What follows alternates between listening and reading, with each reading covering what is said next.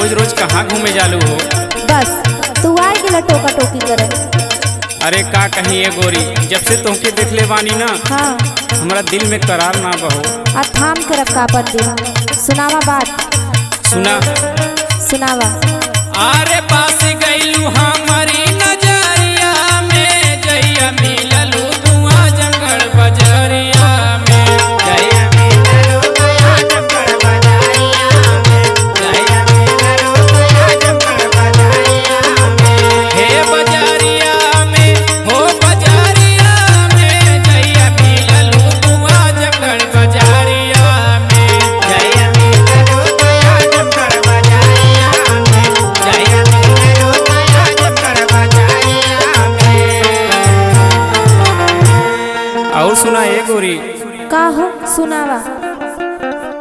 अरे एक दिन देखनी है फूलपुर में गोरी, अच्छा अरे ओढ़नी हटा के ताकत रहू हमारी ओरी। अरे एक दिन देखनी है फूलपुर में गोरी, ओढ़नी हटा के ताकत रहू हमारी ओरी।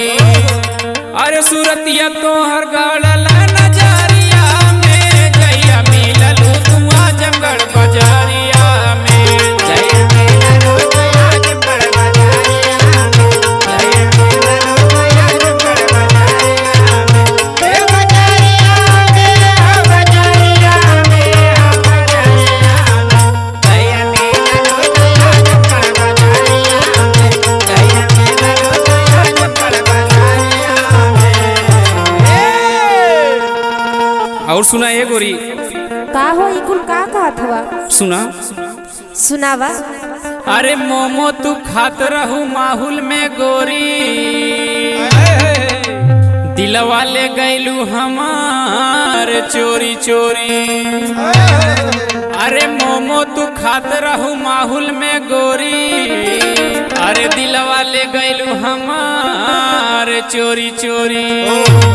अरे पवई घूमे जालू दोपहरिया में, जइया मिललू दुआ जंगल बजरिया में, जइया मिललू दुआ जंगल बजरिया में, जइया मिललू दुआ जंगल बजरिया में।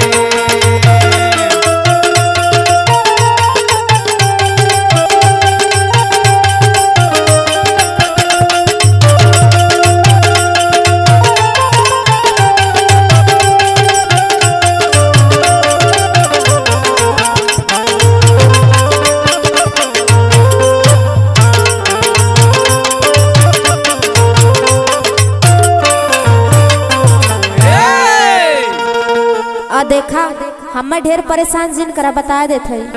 अरे और सुना ये गोरी, हम तुम्हें देखे खातिर रोज कहीं ना कहीं छुप के देखल करी रहा तुमके। अच्छा अच्छा सुनावा तो। सुना। अरे पढ़े रोज जालू कला नहीं से कुलिया,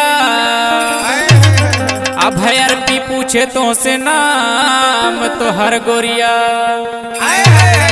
अरे पढ़े रोज जालू कला नहीं से कुलिया,